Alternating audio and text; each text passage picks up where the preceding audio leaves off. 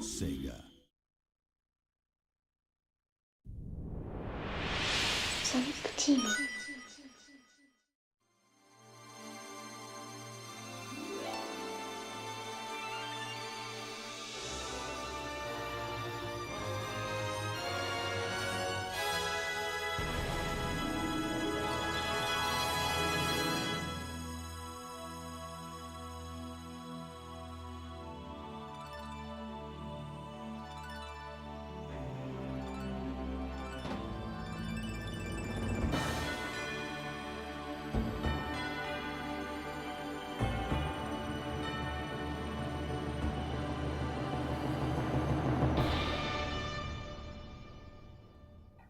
Hello everybody, and welcome to the Nights into Dreams playthrough. Oh, it's so wonderful to be returning to Nights after, God, I think it's been like 4 years on this channel, which is insane. Like, the last time I did a Nights game was Journey of Dreams in 2012, and I haven't touched the series after that. Obviously there is only 2 games in the series, so there's not really a whole lot to go around. But either way, it's time to head in to the first of the stories, which is going to be Claris's. Now, I should probably explain exactly the setup here, because what normally happens is that you go into the first, like the adventure mode, the story mode, whatever you want to call it, and you just go kind of straight into the first levels. You get to pick which story either way. But you don't get these opening cutscenes, which are kind of very important for understanding the narrative of the game, what little there is of it. So, these particular cutscenes are played if you sit on the title screen for long enough for it to kind of go into this. So, in order to see both opening cutscenes for the characters, you've got to go through it kind of 3 times. Well, roughly 3, because you've got the first opening, then you've got Claris's intro, and then you've got Elliot's intro. So there's a lot going on, and good God, that is terrifying. If you hadn't guessed already, Nights is a game about dreams and nightmares, and that was well and truly a nightmare.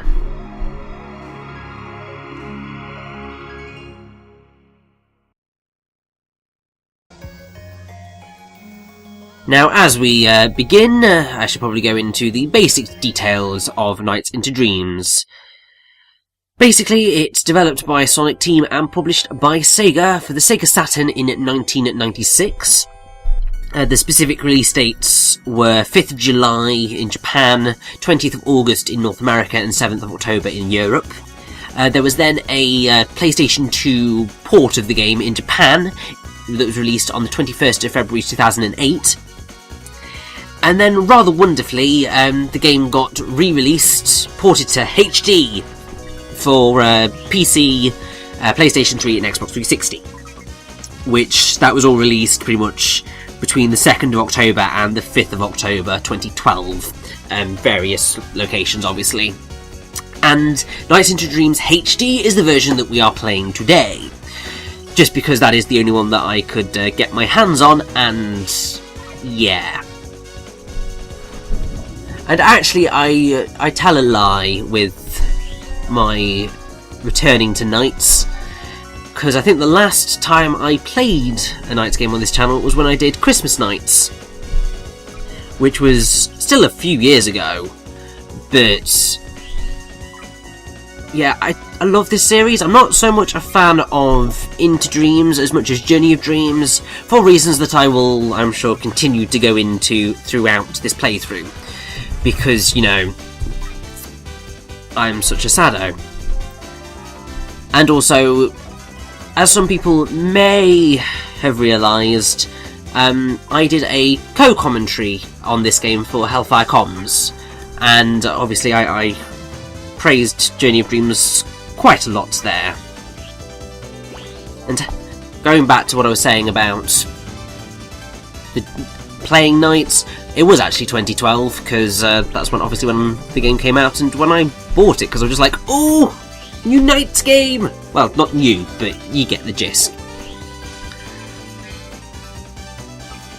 Now, before I kind of go fully into the details of the gameplay which you're seeing before you, I'm just going to say that, so, the game's directed by Naoto Oshima, produced by Yuji Naka, designed by Takashi Iizuka, programmed by Yuji Naka. The artists are Kazuyuki Hoshino, there we go, Naoto Oshima as well, music's composed by Naofumi Hataya, Tomoki Sasaki, and Fumi Kumatani.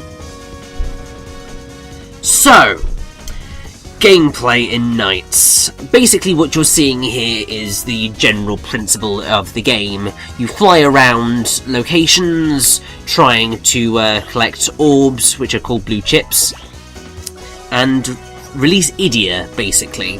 So there are, I believe it's 4 mare per level, and in each mare there is an idea capture. You've got to collect, it's always 20 blue chips in order to get the thing to be destroyed. You can do as many laps of the area as you like, but you have got to get to the area where NiGHTS was initially captured, so basically complete the lap before the time is up, after having broken the idea capture. So, it's pretty simple in terms of the core concept of what you need to do. It's just sort of go through rings, collect blue chips, destroy a thingy, don't die. It's a little bit kind of more complicated in the fact of how you get the higher scores. Because I mean, basically what you need to do is, after you have broken the idea capture, which you want to do as quickly as possible, you need to try and kind of get as many points before returning to the little kind of chapel thing that's in the middle at the end of the lap. And the way you do that is by kind of going on more laps and trying to get around them as quickly as possible. Unfortunately, I am not really adept.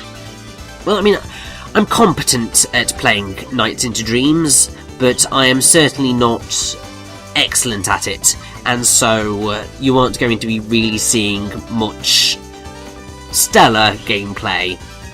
It's mostly going to be really, really average. I know it's a stark contrast to my Journey of Dreams playthrough, where, you know, that was just filled with excellent gameplay. Not to toot my own horn, I would recommend you watch that run, because I think it's one of my best, apart from the audio editing, which was undoubtedly awful.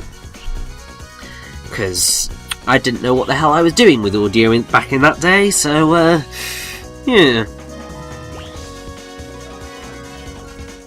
Now, after completing the 4th mare, you will be sent into a boss battle, which is how you're going to get your final grade. Basically, you have a set time limit to beat the boss. Depending on how quickly you beat the boss, you will get a multiplier. That multiplier will then basically determine whether you will get anywhere between an E rank and an A rank. Most of this recording is going to be C ranks, but thankfully that is all you need in order to get kind of the true ending. And that's all I really want. It's pretty much the same as it was in Journey of Dreams, and Journey of Dreams did take a lot of the core concepts and ideas and stuff from Into Dreams, so it's not surprising. So basically, if you want to see the true ending of the game, you need to get a C rank on every single stage. That does mean that you will have to replay at least one of the final levels, but apart from that, you should be okay. Getting a C rank in this is really quite simple. You shouldn't have that much of a struggle, in all seriousness. Now, I am awful at the Gilwing fight. This is Gilwing. I am awful at it. There is a trick to kind of getting it done really quickly, and an achievement if you kind of destroy Gilwing's tail in one loop.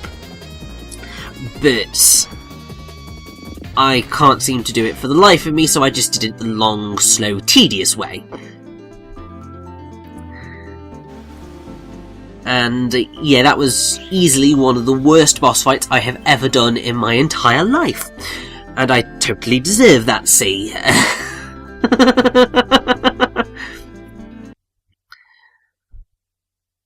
But yes, we've got about 4 or 5 levels on each side.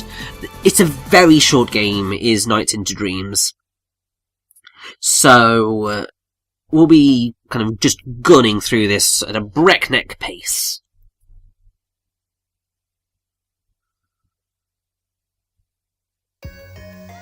But as with sort of... it seems to kind of make more sense, we're just going to go through all of Claris's story, and then all of Elliot's story, and just have a nice kind of simple playthrough, I should think.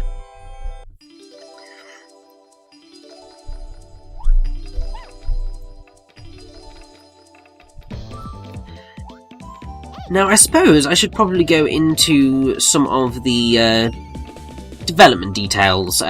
This is basically just reading off Wikipedia, but I'm sure you'll find it interesting.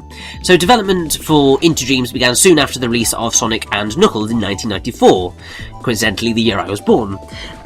Although the concept originated during the development of Sonic the Hedgehog 2, so it took them a while to get the game starting to be made, but it got there eventually.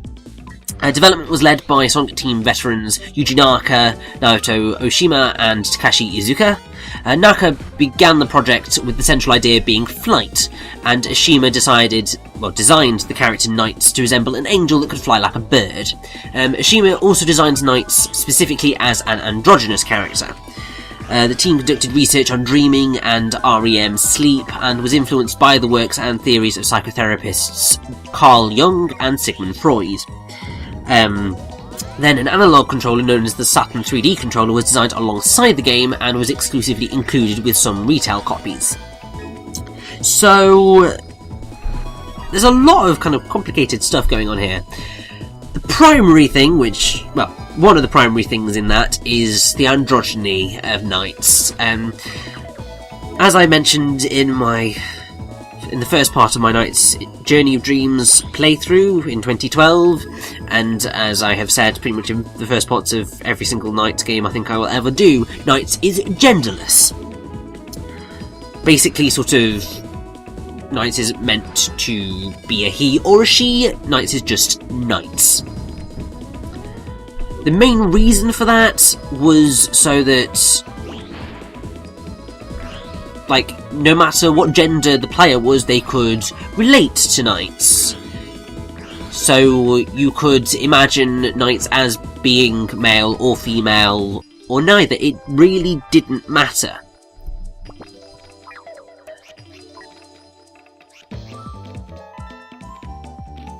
And I have to say, I think it's a really good idea. Because, obviously a lot of video game characters are meant to be blank slates. That's basically the entire principle of Mario and Link and all of that. So Knight, in a way, is acting as that blank slate, just slightly more blank than you would normally get, due to the fact of Knight not having a gender. Obviously, when they went into Journey of Dreams and gave Knights a voice, which was done by a female voice actress, but then also called Knights he throughout, because obviously we don't really have any pronouns in the English language which allow for gender neutrality other than it or they.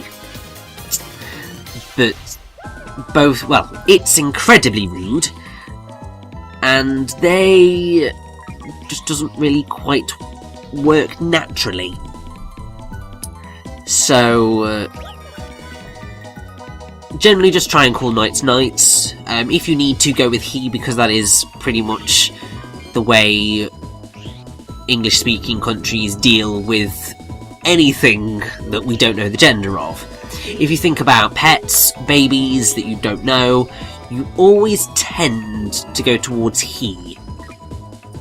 It's a general thing that's happened largely due to the fact of society being very male-oriented, but let's move away from the gender politics, because I think I've said enough on that by now. And I suppose go into some of the ideas of REM sleep. I'll probably go into this more as we progress throughout the game, because it's an interesting thing to talk about. Basically, REM sleep is rapid eye movement sleep. Basically, it's a unique phase of mammalian sleep, so mammals, characterised by random movements of the eyes, low muscle tone throughout the body, and the propensity of the sleeper to dream vividly. So that's why they use that here, because it's all very vivid, colourful, very odd in what's going on, and so on and so forth. The phase is also apparently known as paradoxical sleep, and sometimes desynchronized sleep, because of the physiological similarities to waking states, including rapid, low-voltage, desynchronized brainwaves. It's punctuated and immediately preceded by PGO, ponto-geniculo-occipital waves, bursts of electrical activity originating in the brainstem, and the waves occur in clusters about every 6 seconds for 1 to 2 minutes during the transition from deep to paradoxical sleep. And it's all very, very interesting chemically and all sorts.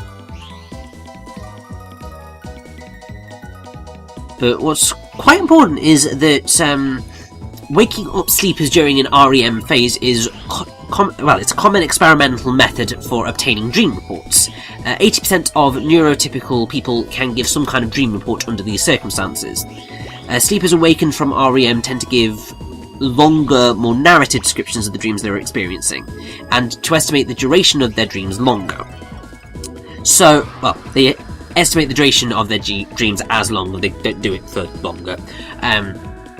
Lucid dreams are reported far more often in REM sleep. So, a lot of dreaming going on in this state.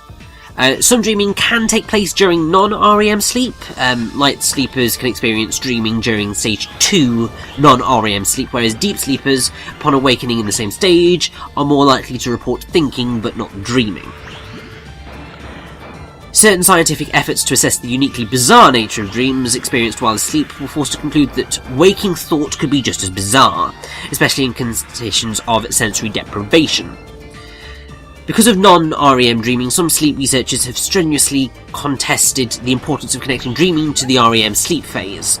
The prospect that well-known neurological aspects of REM do not themselves cause dreaming suggests the need to re-examine the neurobiology of dreaming per se. Some of the old guard in paradoxical sleep research, Dement, Hobson and Uve, I apologise for mispronouncing that if I have, however, tend to resist the idea of disconnecting dreaming from REM sleep. So, it's quite interesting. There's also a hypnogram here which kind of dictates how you go throughout sleep. So you've got like awakening, you go down into REM sleep, then stage 1, stage 2, stage 3, stage 4, and then kind of you can sometimes come up to just REM sleep and all the way until awakening.